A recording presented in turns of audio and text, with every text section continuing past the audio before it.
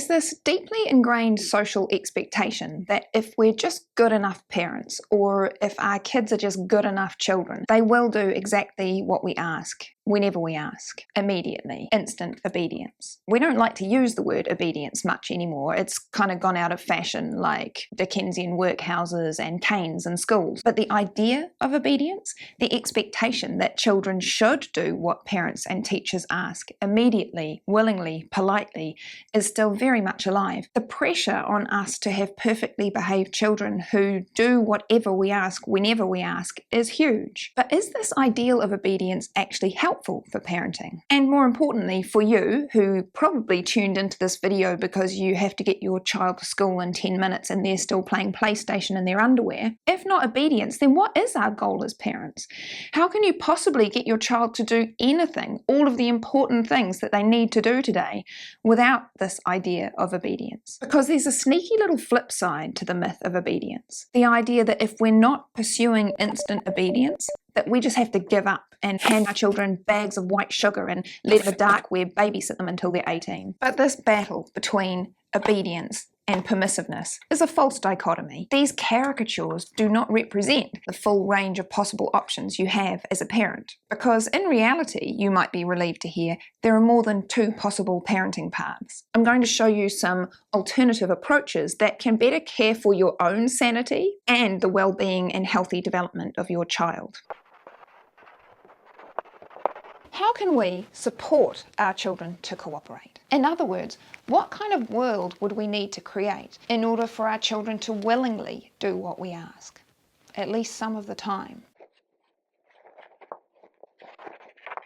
One of the reasons we're so exhausted as parents is that we've become the unwilling police force for a large set of rules that were not designed with our children's actual developmental capabilities in mind. A child is only ever going to be able and willing to do things that are within their developmental capability. If the expectations that we have for them are too much, they're going to fail and they're going to protest.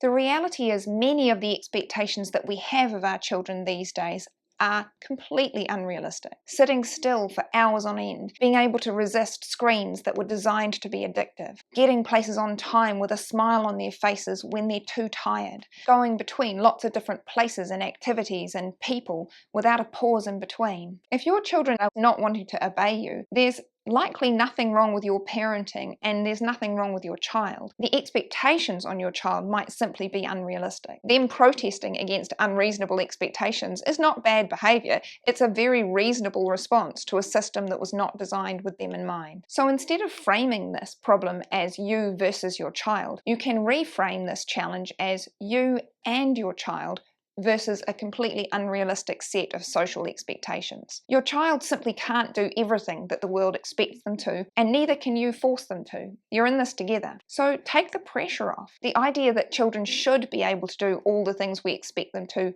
is not realistic. This might sometimes mean that you hang up your badge as police officer over your child and instead choose to act as an advocate for them. Other times it might mean making some difficult choices for your child and your family that step you outside of these expectations, perhaps choosing simplicity over conformity, doing a bit less. The first step is simply noticing which of the myriad of expectations on your child are actually realistic for them. You know your child best, so trust your instincts on this. And the uncomfortable reality is that there are likely to be some times when you are going to be putting your child in a position that's extending them beyond what is easy and possible and comfortable for them. There are going to be seasons of life when you might find yourself waking up earlier in the morning and getting your child to rush around more than you'd like. Let's try to make choices that are within our children's capability, but when we can't, and there will be times that we can't, have compassion for them and for yourself when it's difficult. Second,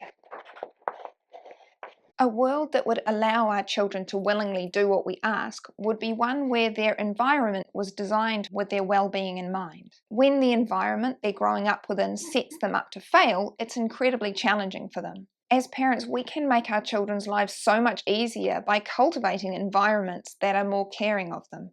We can assess their developmental capacities and try to create an environment that they're able to make safe choices within. As adults, we do this for ourselves all the time. For instance, I love chocolate, but I also know that if I have a block of chocolate sitting on every surface of my house, I will be eating chocolate all day. I know this about myself. So do I set rules for myself? Do I punish myself if I eat the chocolate? Do I set up sticker charts to reward myself if I don't eat the chocolate? No, I just don't buy chocolate most of the time. I only buy chocolate when I've consciously chosen to do this. And if I have some and I don't want to eat it, I put it out of sight. What I'm doing is I'm letting my environment do the heavy lifting for me rather than my rather insubstantial willpower. We sometimes forget this principle with our children. We want them to eat healthy food and have a responsible relationship with screens, but we leave screens lying around all the time that we don't want them to use, and we have multiple packs of biscuits sitting at eye height in the cupboards. As far as possible, we want to create an environment that our children have a chance of succeeding in. If we think that our children are struggling in their environment,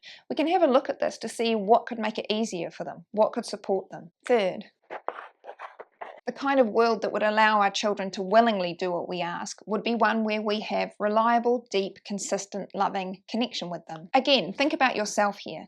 If your partner or a friend has just been quite grumpy with you and then they ask you to pass the salt, you might be a bit grudging about it. If, on the other hand, you've just been laughing together and playing and smiling, you're probably pretty willing. We forget that this is also the case with our children. If you haven't deeply connected with your child that morning, that hour, that minute, they may not be so willing to do what you say. If we've just been cuddling and laughing and smiling with them and then we ask them to put their shoes on, they're often much more willing than if we've just been scowling and shouting and grumpy and then we ask. This is more than just holding a grudge against grumpy parents. We now know that a children's ability to act in a cooperative way depends on connection. Connection with us is what activates the brain pathways that allow them to be cooperative, to behave kindly, with empathy. So by consistently developing this depth of relationship with them, we're activating and nurturing the neural pathways that allow them to cooperate with us. People say connect before correct, but really connect before anything and after anything. Just connect a lot. This is so important. I have a whole playlist about this that you can watch.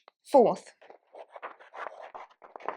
a world that would allow our children to willingly do what we ask would be one where our focus was on caring for everyone's needs, not just on forcing compliance. If our children are reassured that their needs are being taken into account, that we notice them, that we see them, that they matter, they are much more likely to be willing to do what we've asked, even if it isn't their preferred option in that moment. This is because they know that they don't have to fight for their needs, that these have already been considered. If our child is resisting us, it's likely to be because our request is not factoring in something that feels really important to them in this moment. For instance, if they're consistently resisting doing their homework, is it that they haven't had enough time to play or to be with us, or that it's feeling too hard for them in that moment and they need some support, or they need more time to relax? By pausing to consider why they might be resisting our requests and listening deeply to the answer, we can find out some very important things about our children and their needs. Fifth, a world that would allow our children to willingly do what we ask would be one in which we're not constantly pestering them to do things, because there are agreements, routines, and rituals that they know well and can follow easily. If I'm asking my child the same thing every day and it's driving me and them nuts, what this means is that my children's needs and my needs are routinely not being met. So what I need is a reliable way to build their needs and my needs into the daily flow of our lives. I want to create routines and rituals that work for my child and for me, that we can repeat each day so that we can get used to it, so that we can practice together. And if they aren't working, we can tweak them together until they are working. When they are routinely not working, we change the routine. A world in which our children are able to willingly do what we ask is one in which they're not asked to do things that are actually our job. What can happen when we over-rely on the idea of obedience is that we start to expect our children to act in situations where there's some urgent safety need or major impact for other people that's actually beyond their developmental capacity to understand or care about. If there's something really urgent that needs to happen, when it's a matter of safety or social disruption, or a child is doing something that's going to cause harm to property or another person or themselves, this means that this situation has exceeded their developmental capacity. It's too hard for them. In this kind of situation, I don't need my child to obey. I can just act. I can intervene. I can use my body and my choices to address the situation. My body can block the shelf filled with $1,000 glass ornaments if I think they're having trouble not picking them up. Or I can decide that we're going to leave the shop. I can choose to hold my child's hand to prevent him hurting his brother. I can pick my small child up and put her on the ground when she's climbing on the very high railing. I can take the knife back if it's being waved at other people. In nonviolent communication, we call this a protective use of force. It's not about punishing or about consequences. It's about protecting safety with my choices and actions. But if you followed these other steps, these situations are rather rarer than we might think. I can reserve these actions for the rare occasions when I actually think there's a safety concern. It's not punitive and it's not a consequence. There's no intention to punish here. I'm not thinking that my child is bad or wrong in any of these situations. I'm just choosing to take action to restore safety. And I'm not putting that responsibility on my child. A world where our children are able to willingly do what we ask is one where we know how to ask in a way that they're able to hear us. As parents, we can consider the possibility that it might not just be that our child has problems listening to us. It might be that we haven't learned how to communicate what we want as effectively as we could. One of the really powerful things we can learn as parents is how to speak in a way that our children are more able to listen, how to ask in a way that makes it more likely they'll want to do what we ask. And if you want to know in detail how to do that, I've made a video here that you can watch.